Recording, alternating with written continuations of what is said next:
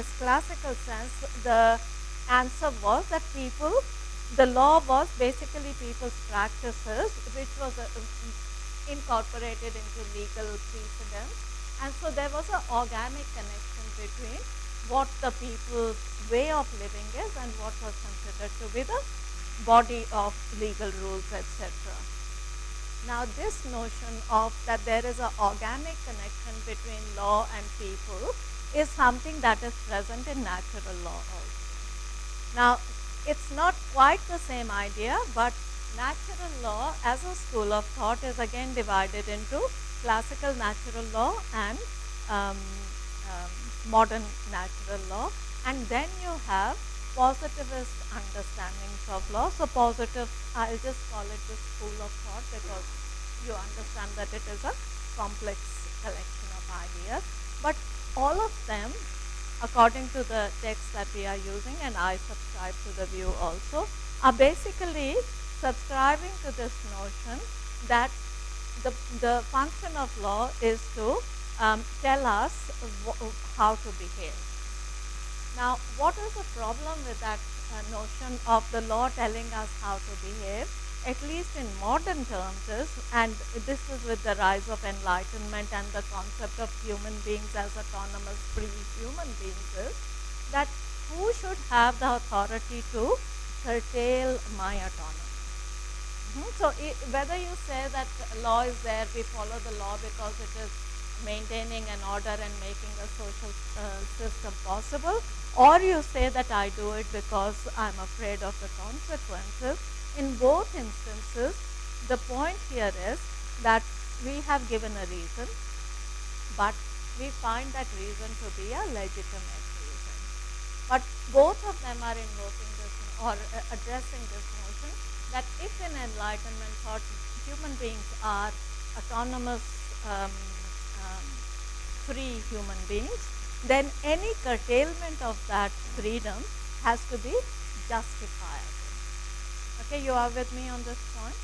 So the basic issue that we're dealing with is that if we subscribe, and most of us do, to the notion that all human beings are equal by virtue of being human, and that means that all of us are basically as equal as everyone else, if that is the case, who has the authority to rule over anyone else?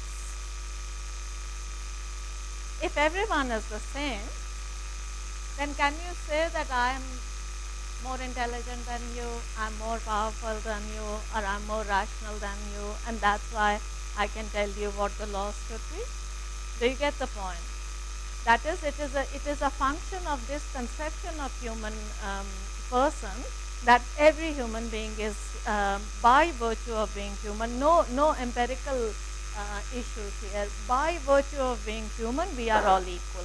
If we are all equal, then we have to work out what is the justification for political authority and by extension legal authority. Okay, are you agreeable to that notion? Yes? Okay, so how?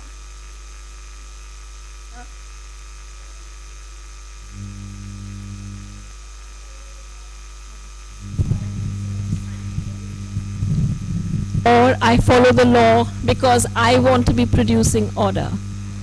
So where, if you're saying that it's by sanction, then which kind of, I mean, for me it is very fundamental that if it is a sanction, the point which Archana was making about the gunman and would you follow the gunman, because he's also, if you don't follow, would shoot you down.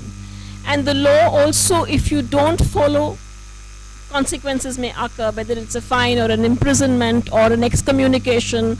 There's a whole range of things.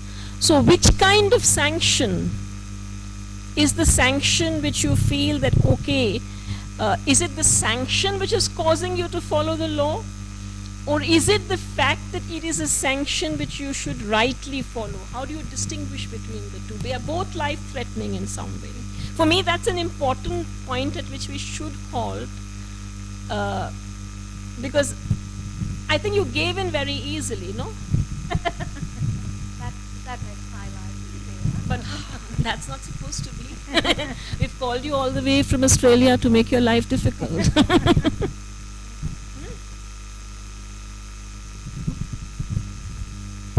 Ma'am, yes, there is difference because there are times when we don't even think about someone shooting, and then also we just go ahead and then uh, break rules. We know that there will be punishment, or else someone will be shooting at me. Then also, despite all this, we go. So the difference is something which, uh, like, your being says to you that. You have to preserve your life. That's No, not the point. no, ma'am, not preserving life, but something is right or wrong. It Preserving exactly seven? principles which which are inherent from the same understanding which or the knowledge which when you born or when you grow up with something of that thing which guides us. So there will be distinction and which is very easy.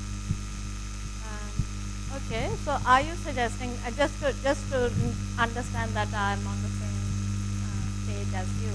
Are you saying that we know what is right and what is wrong, and we inherently know that? Is that what you're saying? Yes, and exactly, like we all know the difference between both, and then also sometimes it's not the sanction itself, but like not the I would say the technical aspect of it, but something which is more theoretical or some ideas which is backing that particular sanction. So that's actually that's very good, but that's actually what natural lawyers will tell you, that all of us know that there is something that is the right thing to do and we should do that. The question for us today is that if that is the conception of legal authority, then we are saying something is law because it conforms to certain higher principles. And this is what classical natural law was saying. Now, I'll come back to that point. That's the main focus of the lecture today. But before that, the question I was asking was basically that what is the justification you can give if your conception of a human being is that we are all born free? If you are all born free, if we are all born free, then any restriction on that authority has to be justifiable. And how that is justified is by saying that legal authority is valid authority, that it is legitimate authority. So the question for us is, what makes legal authority? So basically we're talking about law as constraint on our autonomy. So if the law wasn't there, nobody is telling me what to do, not to do, etc. But since the law is there, it is telling me what to do, not to do, etc. And I have to be able to find the basis, a legitimate basis of this authority of law. The answers that natural lawyers give and what positivist lawyers give are very different. So what we're going to do is talk about what are the answers that are given by natural lawyers, what are the answers given by positivist lawyers, but what is the point of doing this exercise? We can spend our time more productively elsewhere. So why do you think it would serve any purpose for us to go through their particular answers to this question? Okay, at the end of it, so you will know that this is what the natural lawyers are saying, this is what the positivist lawyers are saying. So what?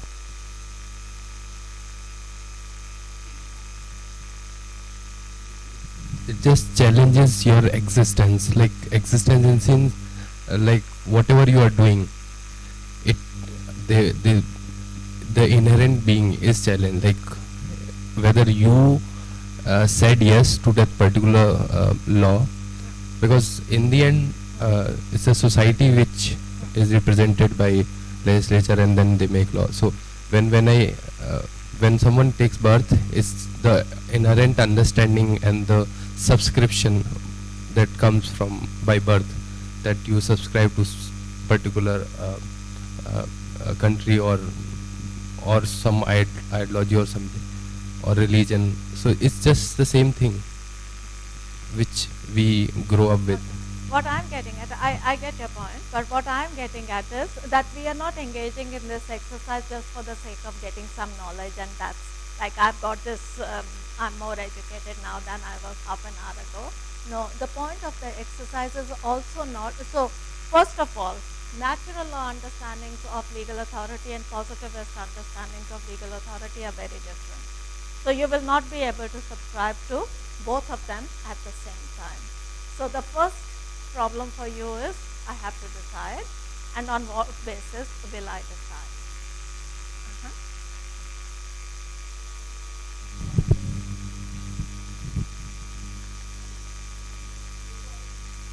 Um, but Davis is acknowledging the fact that when we're subscribing to any notion, we're actually in between the spectrum of positive and natural law, right? So from the beginning, only that acceptance has happened, right?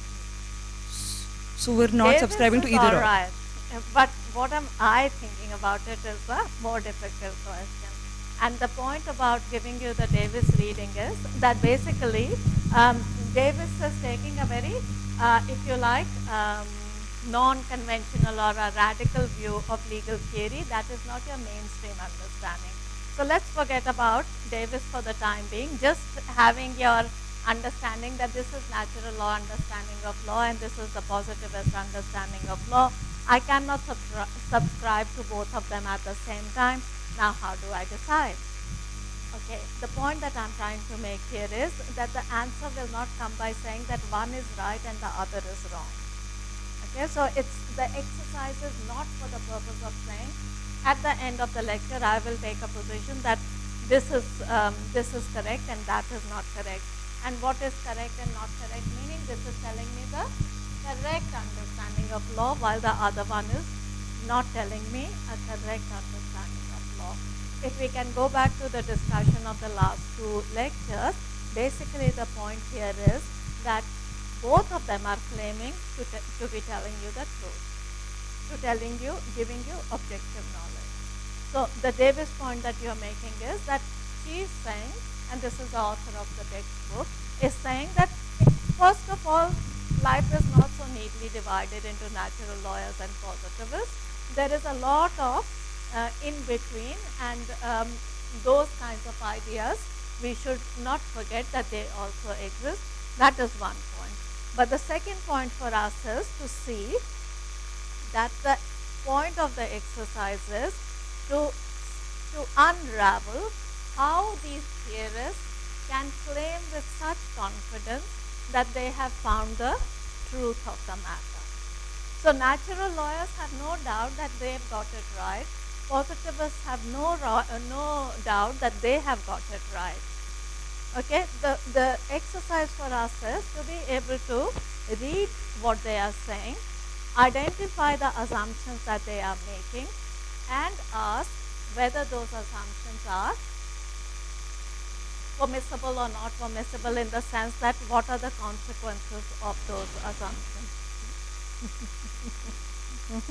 Okay, so the problem that we are dealing with then, with the why we are discussing these schools of thought or these ways of thinking in the same session is because both of them are considered to be modern ways of thinking, and both natural laws and positivist laws are basically claiming to be telling you universal truth about law. When you say universal truth about law, what it means is that my definition of law applies everywhere to everyone equally. So whether you happen to be in the 10th century England or you happen to be in the 21st century India, makes no difference. Why? Because this is how the reality is. So the claim that there are universal answers to what constitutes law is the first issue that we need to deal with. So the dominant paradigms of modern legal theory are basically, if I was to ask you, what is your understanding of what is your understanding of what constitutes law? Okay, there is a rule that says you shall not drive more than 50 kilometers an hour on this stretch of the road. Do you always follow it?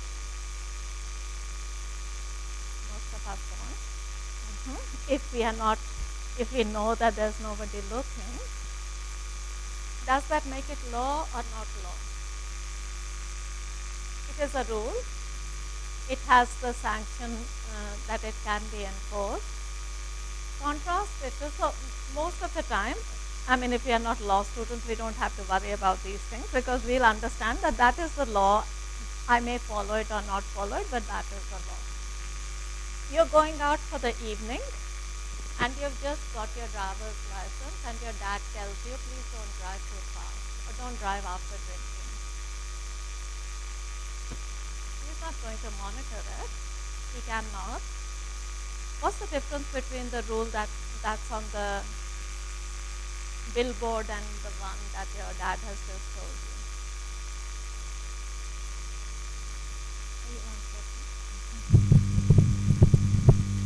Ma'am, one of the primary differences, if your dad catches you, all he's gonna do is ground you for a week or something, and if a policeman catches you, he's gonna put you in jail. So Not that necessarily. He'll also yeah, fine you. fine So there are way more severe implications if you get caught by a policeman than getting caught by your own father. All right. So that is the major difference. Why is that a why is that a significant difference? I didn't quite get it. Ma'am, what your dad states is, I won't say a hard and fast law, but what a policeman states or what he's doing is a hard and fast law. Why? What makes Again, legitimate political authority comes into picture. All right. I think the prime difference is you have a moral obligation when your dad says that in your mind that okay, my dad said this, so I need to follow this. And in a written law, it's like more of a legal obligation that okay, I'm living in this city, so I have to abide by the rules which city has made for me or the state. Okay, so what we have at the moment is one is enforceability. I think that's what you're getting it if I got you right. And the other is difference between something is legal authority and other is moral authority, right? So let's go with the, we'll come to your point later on. Let's go with the legal versus moral authority. So this is the big difference in the philosophies of law that we are looking at, that the natural lawyers are saying that for a law to be called law, you have to make sure that it conforms to some higher moral authority, and we can talk about it. And the positivists are saying that's an irrelevant issue. Basically, law has nothing per se to do with morality. It can be defined without being dependent on morality. So the big issue for us today's lecture is that what is or ought to be the connection between law and morality. Now, for both of them, the possibility of defining something as law also invokes another idea, that is, law can be clearly distinguished from everything else that is not law. So this is a very modern characteristic of talking about law, that lawyers concern themselves with, that what the traffic police says is the law, what the father says is not the law, and we should be able to distinguish between them. Why? Why is it so important to be able to distinguish between law and everything else that is not law? If law has to be moral, then could law and religion go together? I'm just taking a very narrow version of morality.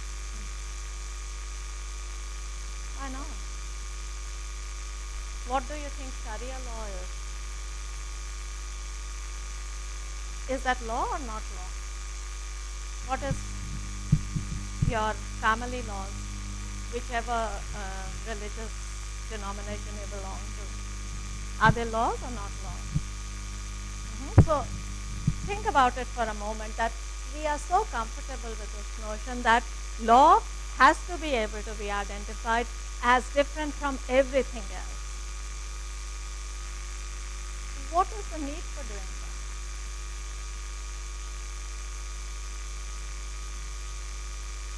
Have a go. There's no right answer anyway. You can say what you like. Has the question ever bothered you?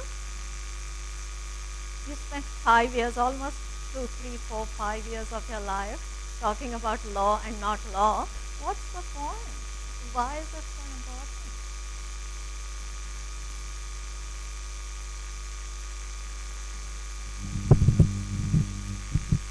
important? So perhaps this is it. When we talk about law in the formal sense, in the sense of a legitimate political authority, maybe somewhere the consent tradition comes up. And so if we have consented to the law as such, in the broader sense of setting up of the state, etc., then we are somewhere morally bound, or we're bound to follow it. And I know there are many loopholes with that, and Professor Chauhan is sitting here and we've been doing a semester of that practically. So there are many loopholes in that, but like maybe at a very basic level, it's the consent tradition that is being invoked here, perhaps. And that's like, and so because we have been actively at least involved in setting up of the state and of the laws that follow, it is incumbent upon us to follow that law, as opposed to say parental authority or religious authority, which is something we're born into and, well, mostly don't have an option to exit out of. Do you see, I absolutely accept what you're saying, but do you see the point that the entire argument is premised upon this notion that we are free and autonomous agents and we should be able to decide what authority binds us? Do you get the point? That to think like that is basically you're starting from the assumption that we are basically free individuals, and if anything is going to constrain our freedom or liberty, then it better be that we have consented to it and that gives it legitimacy.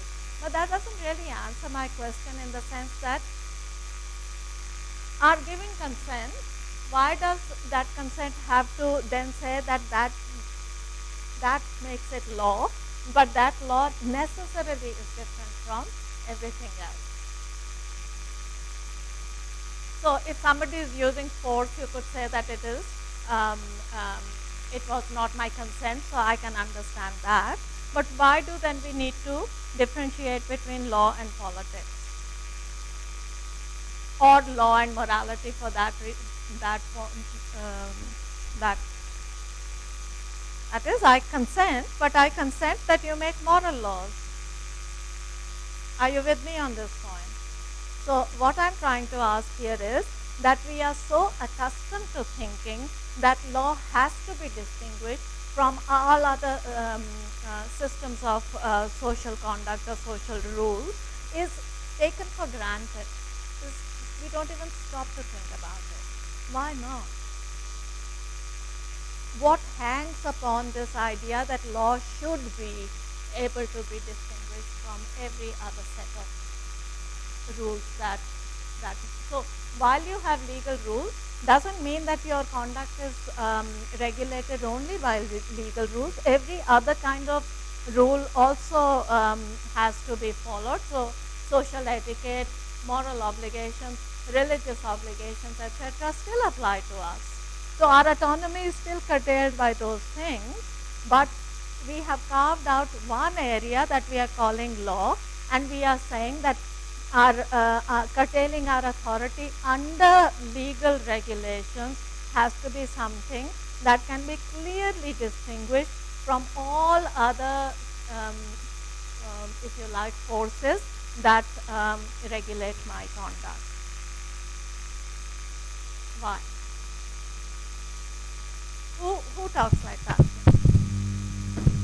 Ma'am, we are separating law from non-law because, ma'am, I think we want to make law applicable to everyone, ma'am, and this is not the case with non-law. With not law. Okay. I'm like, ma'am, if law says that you are not allowed to drunk and drive, then it is applicable to all. And if my father says that you are not allowed to drive, you will not drive, you just say. So this is not applicable to all. Law cannot say this. Ma'am, this will be applied to me. I get it. I will not. Yeah. Just personally handle on. I don't quite agree with what Yash said. Maybe, say, in a hypothetical scenario, this is a state, and as a society we impose something morally that, okay, nobody will walk out of the class without taking permission. this is not a written law, but still everybody will, you know, think that okay, there is some sort of consciousness and everybody will follow it. So I don't think that, you know, applicability part. The point I don't that know. is happening here is basically that we want to be able to identify law and differentiate it from non-law for the reason that there will be universal rules applicable to everyone, right? That's what you're saying. And what you're saying is that there are other ways of having universal rules. We are still subscribing to the idea that universal rules is what matters. What happens to our differences?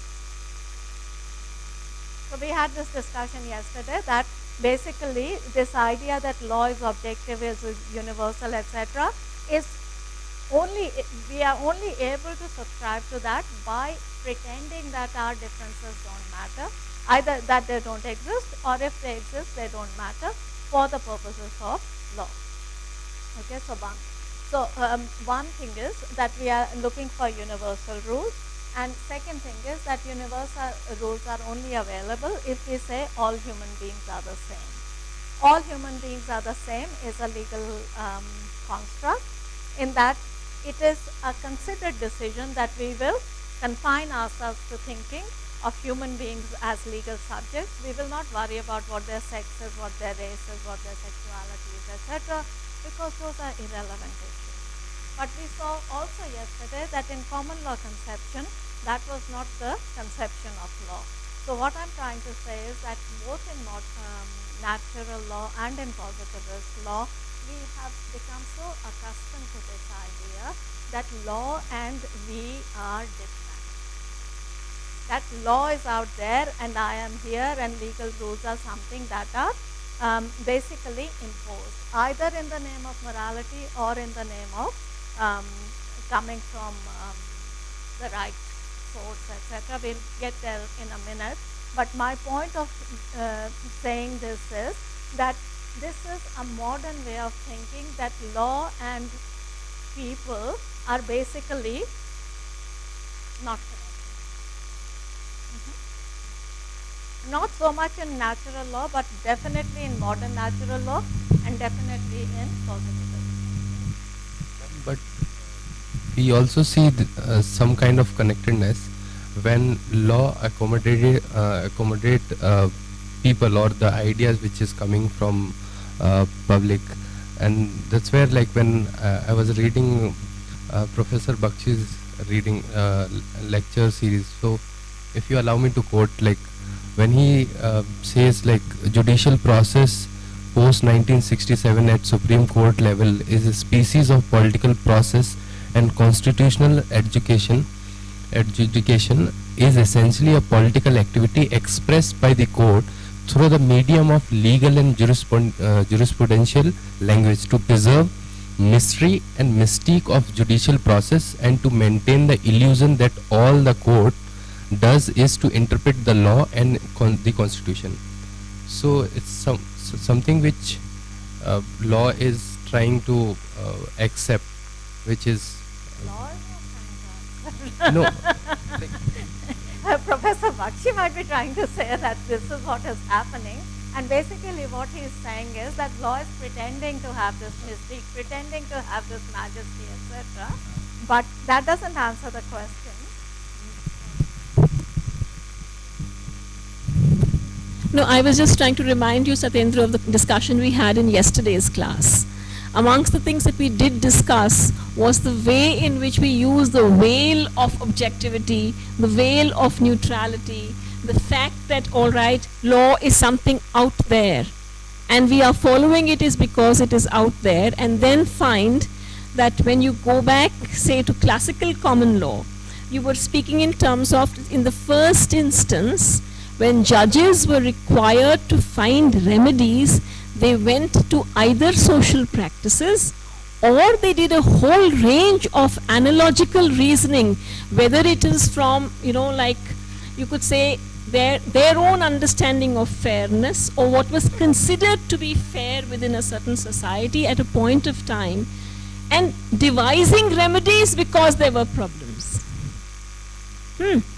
So in that sense, what Bakshi is also saying there is very clearly that you are doing politics. You are very much changing power equations, but you are using the veil of the law to say that we are not doing politics, we are only doing law. But even in that, that's a very good point, that we are still quite comfortable with this notion that, yeah. Go on, go on. Come on, people want to hear you. I think the clarification is that even if you're saying that adjudication is a form of politics, it's still premised on a claim that there is a normative understanding of law. So I think Professor Parashar is trying to investigate that normative understanding of law. So we still feel comfortable in distinguishing between law and politics. So what Professor Bakshi seems to be saying is that you're doing politics, but under the guise of doing legal interpretation. What I'm saying is, why do we feel compelled to distinguish between law and politics? Okay, are you with me on this point? That we feel compelled to distinguish law from morality, we feel compelled to distinguish law from force, we feel compelled to distinguish law from, I've forgotten what the other things. So force, morality, politics, at least we want to distinguish law from. Yes, so what I'm saying, for a start, think about it for yourself. Why do you take it as a given? That law has to be different from all these things. So what we're going to do now is look at how natural law theorists explain what law is. Why? Not so that we get this kind of extra knowledge or extra information, but so that we can contrast it with the positivist understandings of law and see that the positivist understandings of law are not the only way to think about law. Now, why am I harping so much upon positivist understandings of law is that if you scratch the surface of any lawyer, just the surface, they are all positivists, me included. So we are so immersed in thinking of law in positivist terms that everything else is an optional extra, and we take it on board because we are open-minded people, but at heart we are die-hard positivists. And this is what makes positivism the dominant philosophy of our time.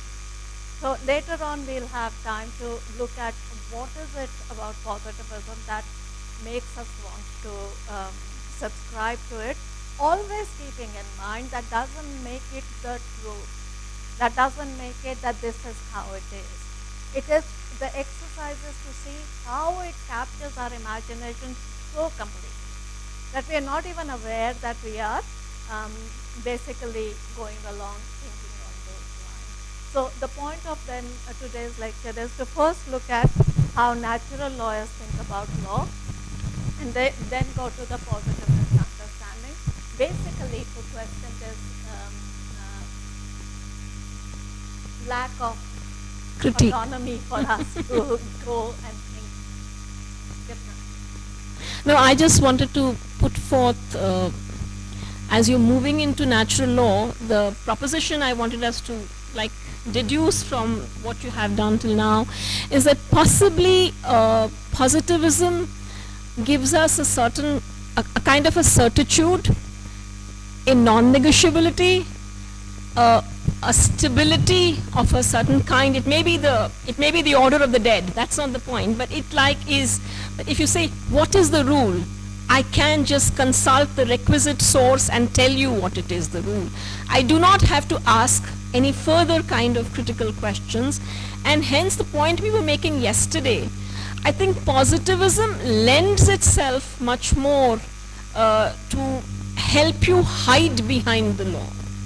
And possibly that is, it doesn't ask for the same degree of agency from me. It doesn't ask me all the time to make choices between, because it casts itself in a certain mold. I mean, mold of certainty. Yeah. I would sort of just put this out as, and then if we go to natural law, it might be a good contrasting point. And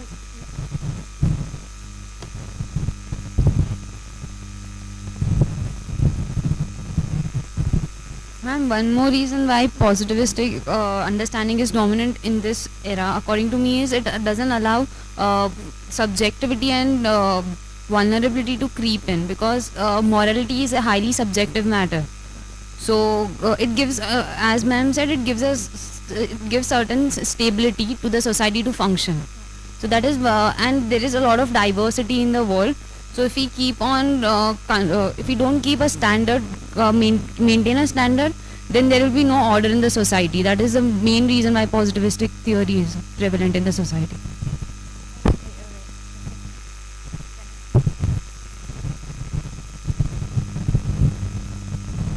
Also, we talked about how the judges said they want to change the precedent or whatever, but they can't because their hands are tied.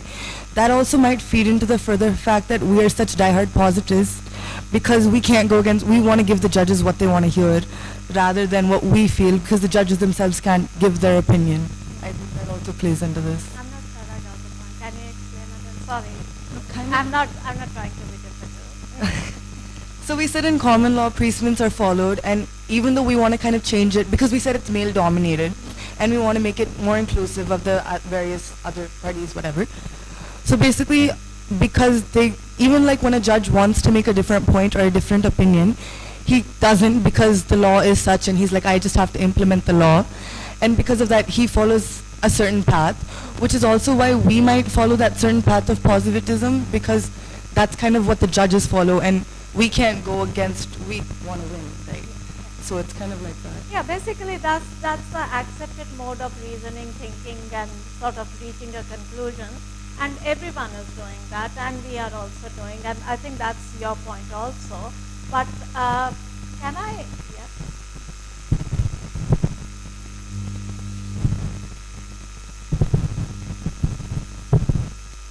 I'm getting a bit confused here.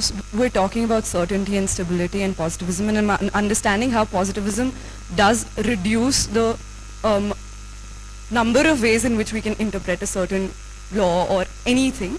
But based on what we were discussing yesterday and what our thread has been through and through, there are obviously various ways of interpretation, and we are using various ways of interpretation even within positivism.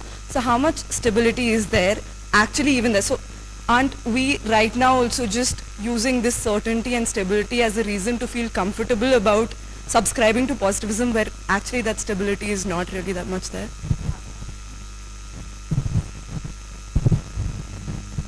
No, Tanvi, what you would have to sort of recollect again is I'm bringing you back to yesterday's class, because amongst the things that we had concluded in yesterday's class is not that we don't have varied interpretations or that we don't have different lines of precedents, but the point still remains is that we are, whether we are invoking precedent A or precedent B, we are invoking a precedent.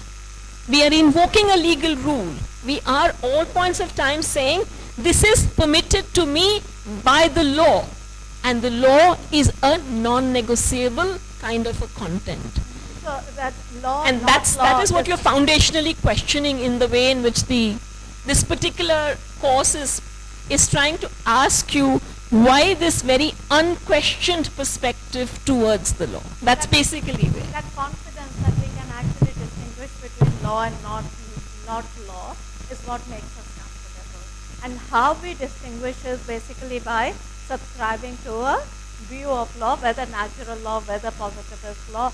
They are both schools of thought are basically the function that they are performing for us is giving us the confidence that you use this definition and you will know that something is a legal rule or not a legal rule.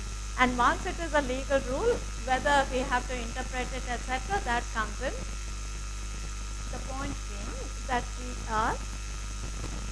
are not questioning and we are accepting that positivism makes life easy. Does it really make life easy is my question. So if it is making you like too uncomfortable, I am happy, because that is the point of the exercise. that basically you have to knock your understanding, knock your kind of confidence that I do get it, that this is what is happening. If things become a little bit more tentative, a little bit more murky, then possibly there is a reason to think differently or to adopt other points of view that are also in existence. But at the moment, two things are happening. One is that it is clear that we can distinguish law from everything else. And second thing is, once we have done that, there is nothing else remaining. So having set up the scenario as that we have two ways of ascertaining. I'm only saying two ways because that's the topic today. There's many more ways. But the two main ways of talking about law, natural law and positivist law. And we want to now see how they reach the, and they're reaching very different conclusions. So natural lawyers are saying anything to be called law has to be moral to a certain extent. Positivists are saying nothing doing, no requirement that it should be moral. We have to at least understand how is it that they're reaching these conclusions. But what Davis is saying right at the beginning is, hang on people, why have you accepted the idea that there are the two ways of thinking, that these categories are the only categories available? Should it not be our business to be asking, how is it that we are neatly saying that this constitutes natural law and this constitutes positivist law? In other words, he's saying this binary way of dividing the world into black and white, equality, non-equality, law, non-law, natural law, positivist law is how we are trained to think, which is kind of an artificial construct because life is not neatly divided into two camps anyway. So rather than run with the idea that these are the categories and they somehow represent the possibilities of thinking, why not stop and say how the categories are constructed? So how is it that positivist law is so clearly different from or almost opposite to what natural lawyers are saying? If you actually go into the nuances of those theories, you realize that they're probably not saying that different things. I think this was your point, Anil, before, that the world is not divided into those two camps. We just say it for managing the amount of detail we have, or we do it for other purposes, and these are the other purposes that I'm interested in. So first point, law is different from everything else. Who needs to do that? Do you think politicians are really bothered whether law is different than politics? Do you think bandits or people who have the guns are really bothered whether what they're doing is law or not law? It's a peculiar concern of the lawyers. Think about it for a minute. Nobody else in the universe is worried about things that you are. Why are you worried about it? Has the thought occurred to you ever? Why do we need to spend so much time thinking about law and not law? It is a peculiar lawyer's concern. And what do lawyers get out of it? Lawyers meaning legal thinkers. What do legal thinkers get out of it? What makes you a legal thinker and not just a thinker? Absolutely. It is a professional interest. It is a peculiar interest of you as a legal scholar, as a legal student, as a legal practitioner later on, that this is your bread and butter stuff.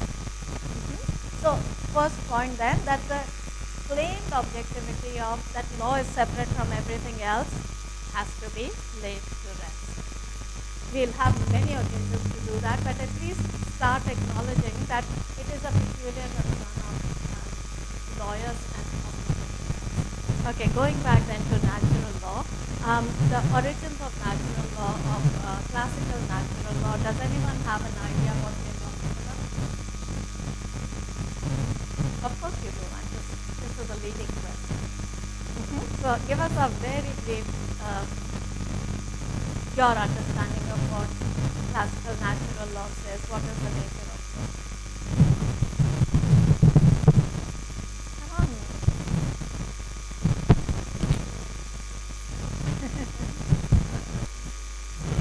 I know, but these are all your students, aren't they?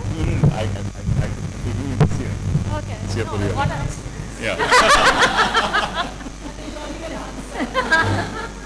Yeah, no, but essentially, I mean, if we just have to take a macro view of the literature, the classical tradition is essentially saying that the law enforced through formal sources is somehow embedded in religion and culture, and theological beliefs are translated into legally enforceable norms. Whereas the modern tradition that you associate more with the Enlightenment would be that there are ideas of individual dignity and ideas of personal freedom which are tied to the way in which you would conceptualize law. So at a very sort of macro view, one would begin with that distinction. So, Yeah, classical would be the theological foundations, whereas the modern view is closer to the sort of 18th century ideas of David Hume, Edmund Burke, and so on. So. basically, what we saw yesterday in classical common law, what was the source of law, what was the origin of law, versus what is the classical natural laws understanding of what is the origin of law. The big distinction is that for classical common law, it wasn't an issue that there should be a singular source of authority of law. It is a peculiarly modern, sort of relatively modern understanding of law, that we have to be able to find the foundation, the source of law as a singular source. So are you with me on that point? So the authority from where law gets its legalness has to be a single authority in relatively modern thinking, and I'm kind of clubbing classical natural law in that school. Okay. Now with yesterday when we said that classical common law basically, and what Amita said earlier on, was basically it was community practices with a few principles and with some more effort to resolve the disputes that were arising, in that there was it wasn't anything that was made in the modern sense of legislation, and it wasn't religious in the sense that it came from a religious source. The distinctiveness of classical natural law is that it is saying for any human law to be considered law, that is, we are starting from that premise that law can be distinguished from everything else. Now, if it can be distinguished, how do we distinguish it? By saying that anything to be called law has to have a connection to a higher morality. In other words, you are not free as a human legislator to make any law that you like. All right, is that point completely clear to everyone? So where does this higher morality come from? Theological grounds, that is, this is my religion tells me that God has this, like I understand God to be saying that, etc. Fine. But the point here is that higher morality is universal morality. So it cannot be that I'm a Hindu, my morality is different than if you are a Christian or you are a Muslim and your morality is different. It is universal principles of human morality that is at issue here.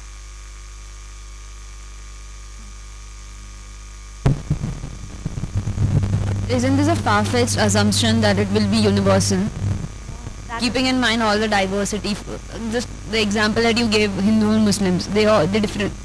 Just an example, they have different notions of higher morality. So what do we do in that case? All right. So that is the point, that the argument here is that this is human morality. That is, by virtue of being human, we all subscribe to the same principles. So where do you get those principles? That's when the problems arise, that they come from theological sources, or they come from higher reason, they come from natural reason, etc. So it's a fairly sophisticated body of thought, I don't think I will have time to go into the details of it, but basically the idea is that human nature is such. So for example, Aristotle is not really talking about theological basis of what does it mean to be human. He is talking about human nature is this. If human nature is this, then these are the kinds of things that every human subscribes to. Aristotle's idea gets used later on by Thomas Aquinas, or also called Saint Thomas Aquinas, who's a Christian thinker. So he uses those ideas and takes them in a theological direction. And the point you're making is, what if I'm not a Christian? What authority does Aquinas' understanding have about religious authority? But even Aquinas is not saying that these are specifically Christian ideas. What he is getting at is that these are universal ideas. So the point I'm trying to make here is that this claim that there are universal values, universal ideas, etc., is fundamental to modern ways of thinking. And their argument is that if we can say that all laws have to subscribe to those universal ideas, then it doesn't matter where you are. So Aquinas or Aristotle is in a different epoch of human existence. I am in a very different, or you are in a very different historical time. What was right for Aristotle, could it possibly be right for me?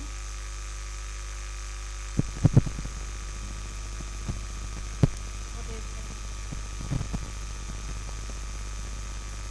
Do you see what I'm trying to get at? That is, you can only make those claims when you say that these are ideas which are invariable ideas, they are universal ideas, they are not dependent on the physical location of the person, the historical location of the person, the political system that they belong to, religious system they belong to. This is what humanity is. Universal means that. So the argument is that there are certain universal moral values that nobody can disagree with. Doesn't matter that you're a Hindu or a Christian or a Muslim. How do you find those universal values?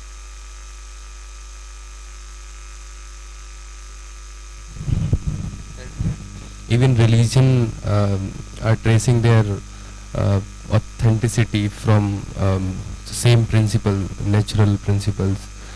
Then again there is conflict, like how you are subscribing them, like of one particular religion. And yeah, but what I'm getting at is that the argument that is being made is that these ideas are not dependent on a religion, not dependent on a country. that's true, but what I'm saying is what the claim comes from religion and all. We just said like few minutes earlier that they can be traced, or the religion is something natural, or God saying something, and that's the reason which is followed across. Doesn't matter you are staying in different state. If you are Hindu, you will be following, or similar kind of thing. Like when we speak about or something above religion, but the religion is also doing the same thing.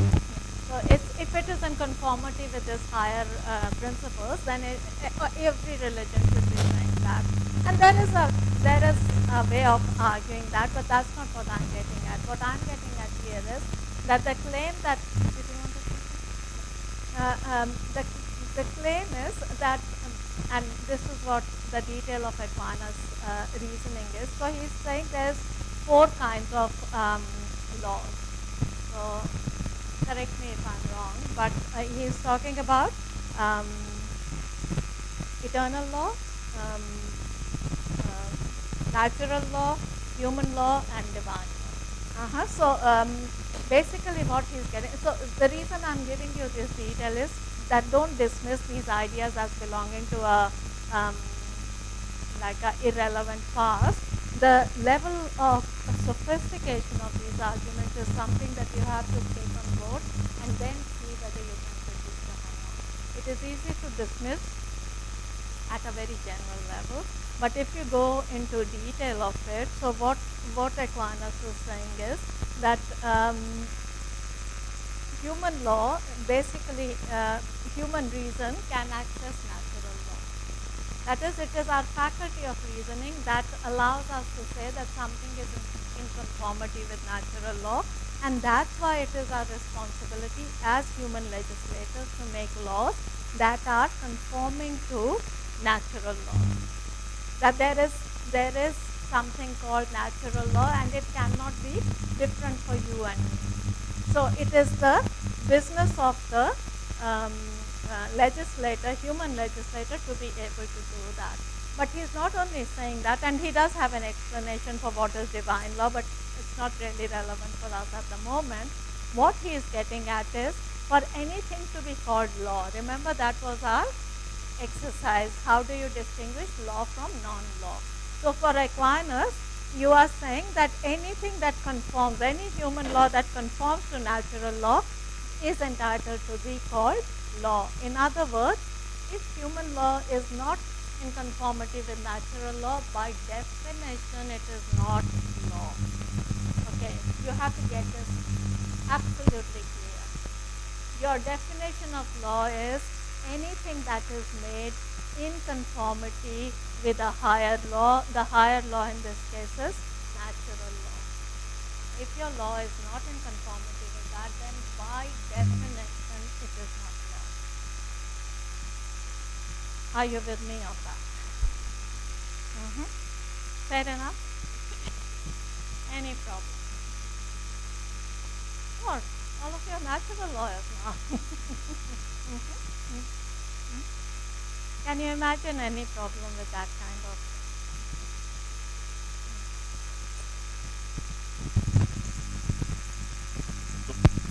Actually, I think the structure of argument is that even if Aquinas was talking about a context where textual religious sources were connected to,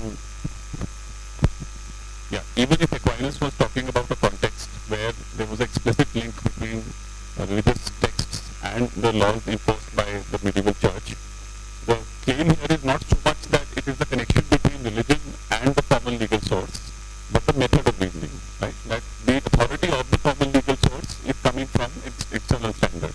So, for example, modern day natural scholars like John Finnis will take it beyond religion.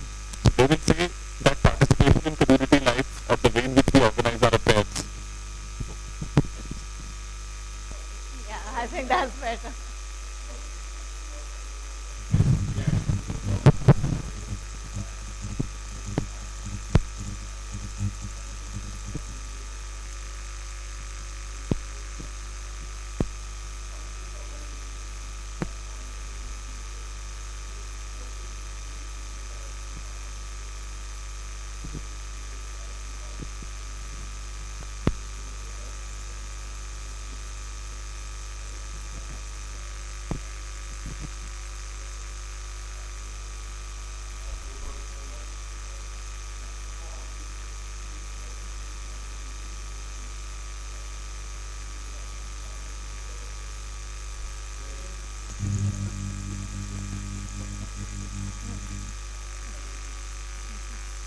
So basically, then what is happening here is that as a human legislator, you're not free to make any law. That is the main point that natural lawyers are trying to make. And the point that Siddharth made just now is that basically then it's not that you are using religion to say that this is what makes my law. It is a higher authority of natural reason.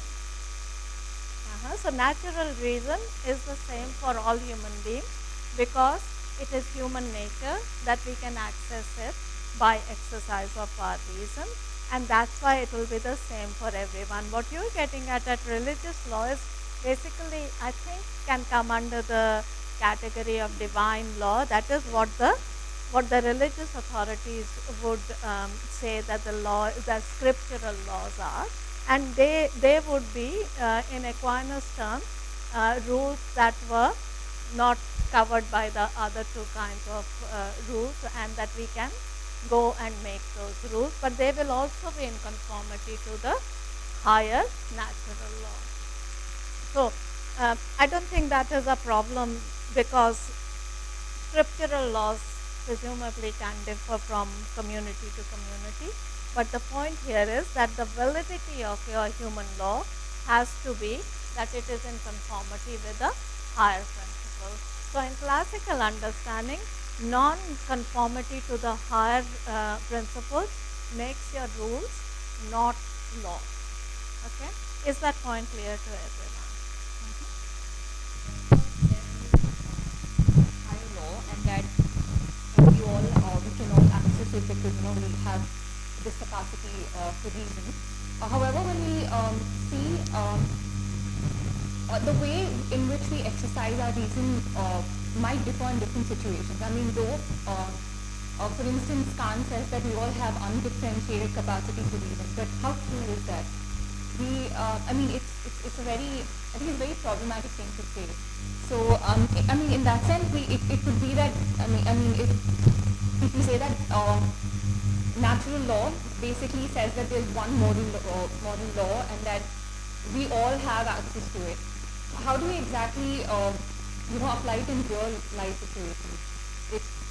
Isn't it a very problematic assumption? All right. What does it mean to be a human being? So we are entitled to equality by virtue of being human. Nobody disagrees with that statement. What does it mean to be a human?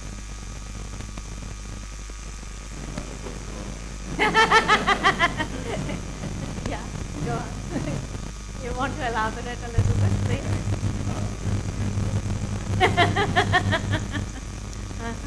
So basically, like for us to have that kind of a philosophy, to have that kind of way of organizing our thinking, like enlightenment, modernism, etc., we are premising everything on the notion of that all of us are human beings, equal human beings.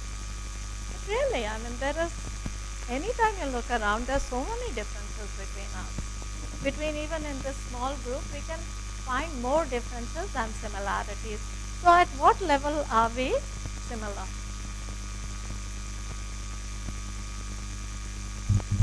Cannot make it at an empirical level, that's the point.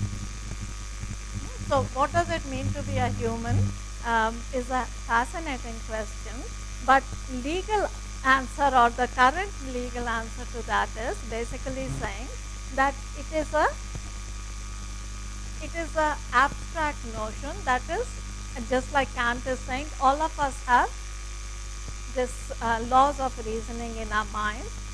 Doesn't mean that we have equal capacities or we have our conception of reason is the same, etc. No, it is a conceptual idea. Conceptual idea is not an empirical idea. Okay? Yeah.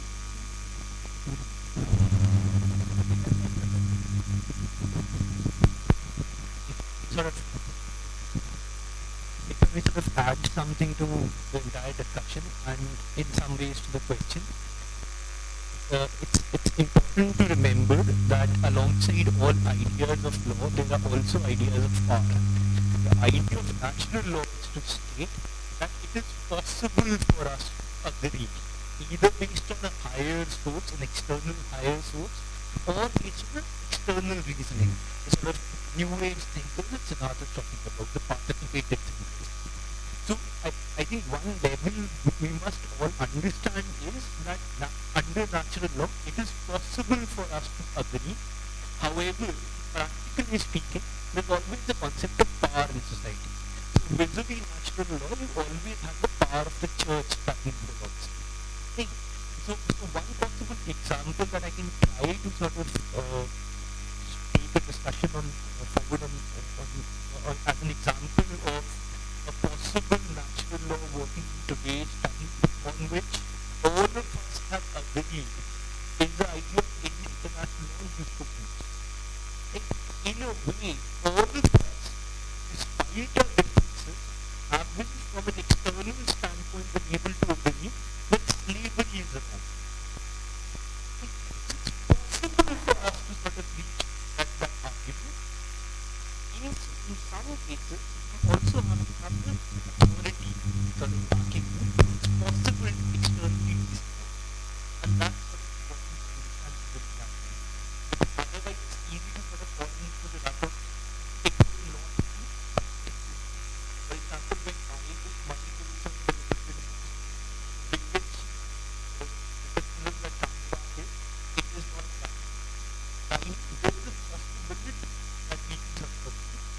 And in most cases, the state or the church or something will do that.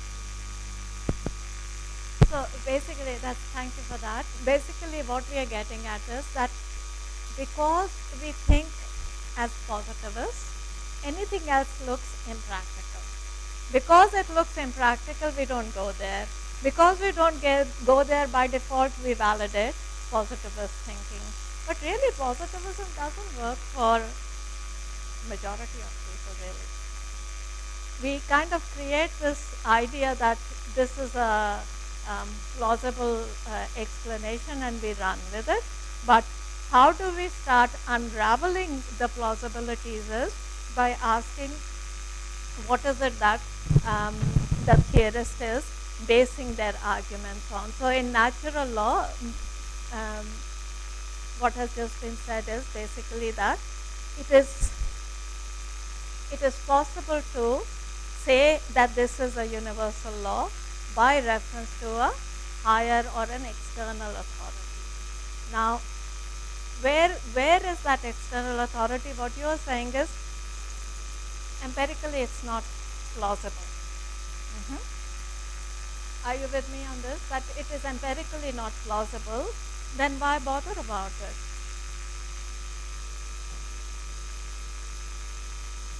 Empirically, positivism is also very often not possible. So our test is not empirical test. So that's what I was getting at, that one way of theorizing is to say that this is a concept, this is a category that I'm using for the purposes of the argument. The point is that when you have a conceptual category, are you allowed to have that as a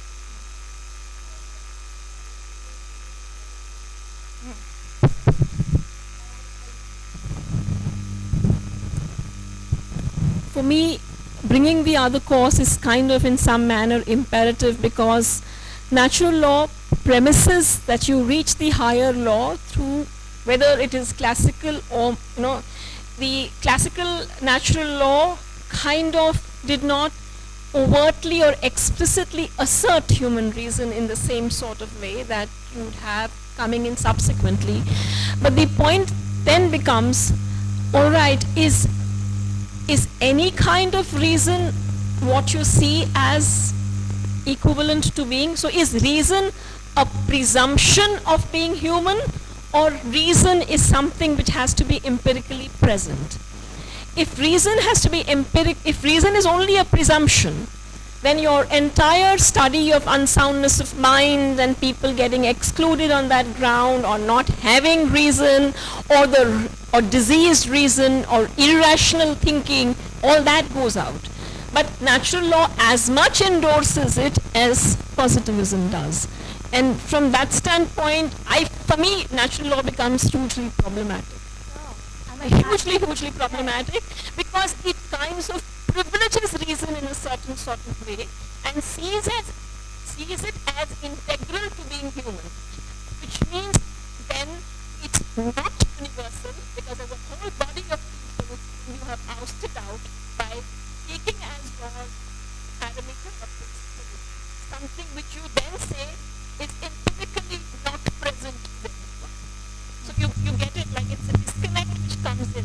You're right, that conceptually we say, and possibly when we are in contemporary times trying to push for this, whether it's disability human rights, or you are speaking in terms of different ways of being in the world, a large part of, I would say, even queer theory, when you are starting to throw out this whole business of reason being concomitant with being human.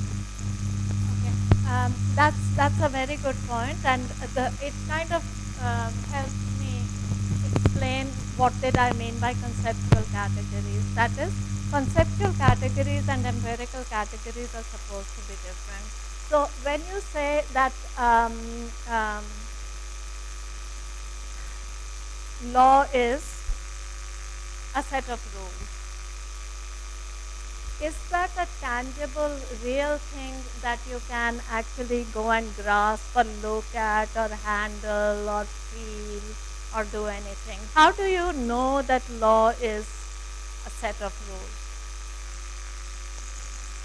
I'm sure you never had to bother yourselves with doing silly thinking like this, but try for me for a minute. Law is, all of us, I mean, for last 2-3 years at least, you've been thinking only about law, mostly about law. What is law? Where do you go to find it? Which book?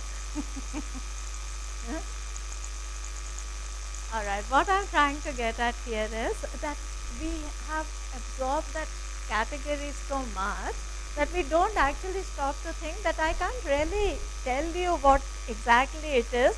So many people tell me this is what it is and I'm willing to go along with that. It is not like a laptop. Here is a laptop that has these dimensions, that has this function, that has this mechanism under it, etc. It is a tangible physical object. So there is a physical object and there is a conceptual category, if you like. Something that is a conceptual category, how do we define it? Only by ideas. And ideas which basically you're providing a definition.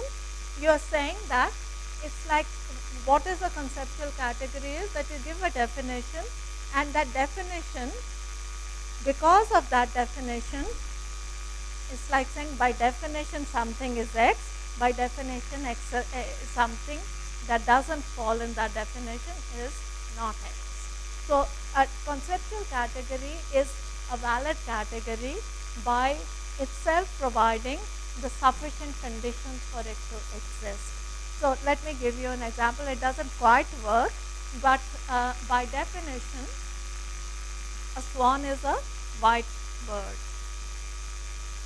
Okay, swan everyone knows. So by definition, do you sort of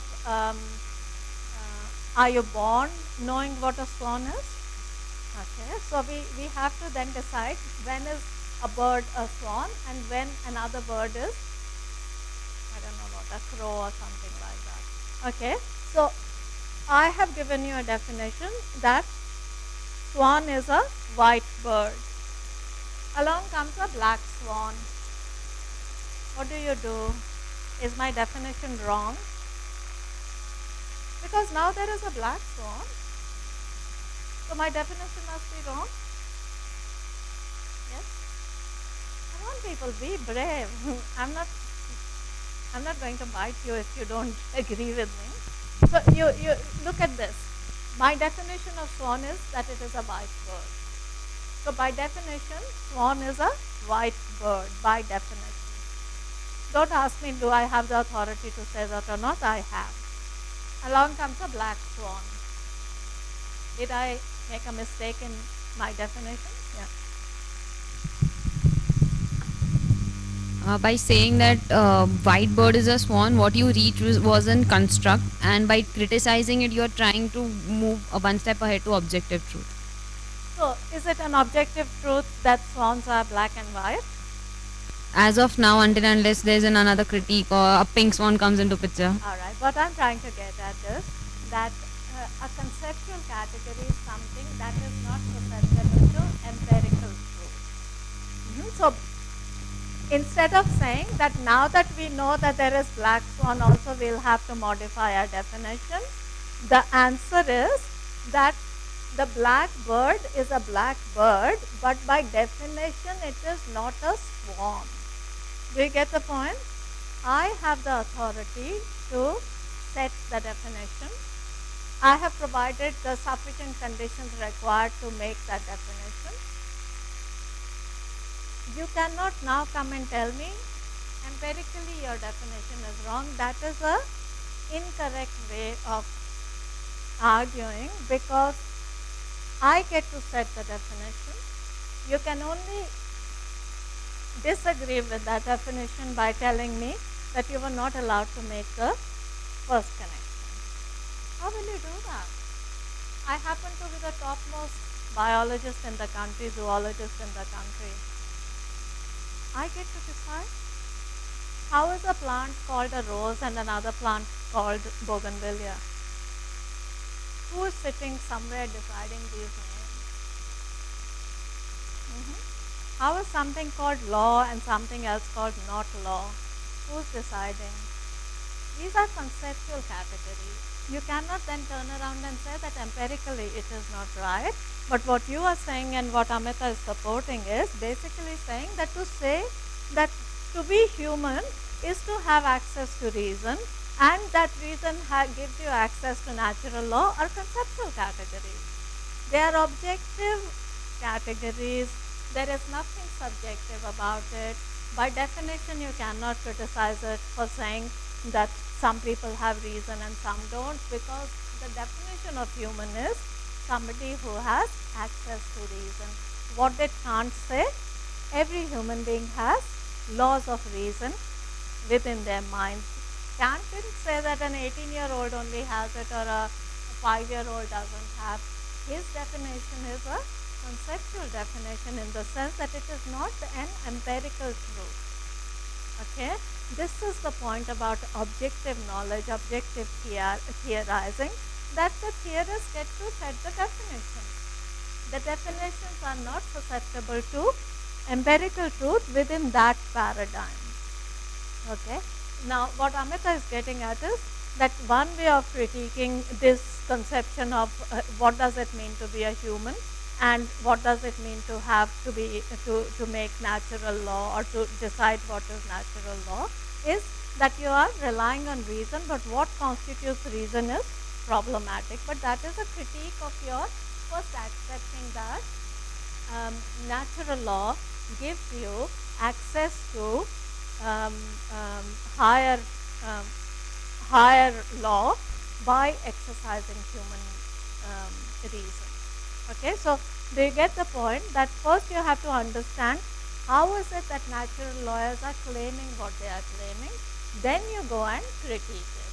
So what the critique of classical natural law is big time, that what your concept of reason is hugely problematic, and to connect it to being a human, then virtually you are saying that certain percentage of human beings are not human beings in that sense. So it is a function of your definition that is excluding certain people from the category of being human and everything else that attaches to it. Okay, the other point I think that was made earlier, want to say something? So was that basically that when we are talking about what is natural law, we are not really saying that it is something that is sort of available to some and not to others, or available in a certain era and not another era, is that it is a universal set of rules. Universal natural reason, universal human reason come together to give you universal natural law. So natural law in that sense is basically saying that if your law has to conform to natural reason, then it is the same for everyone. The huge criticism of that is that if natural law is what you're saying it is, then how come not everyone has the same morality? The point that you were making earlier on, that maybe, very big maybe, in an earlier, simpler society, it was possible to have some kind of a consensus as to what constitutes moral rules. In modern context, it is virtually impossible. We are such diverse societies that this notion that we can agree upon what is common morality is just not going to work. So that is why modern natural lawyers don't rely on this notion of morality, and they have arguments like Finnis has, but I'll come to that in a little while, because I want to go on to positivist law and then make the point that the rise of modern natural law is to deal with the excesses of positivist way of thinking. Do you want to have a 5-10 minute break? Yes? Okay, back in 10 minutes.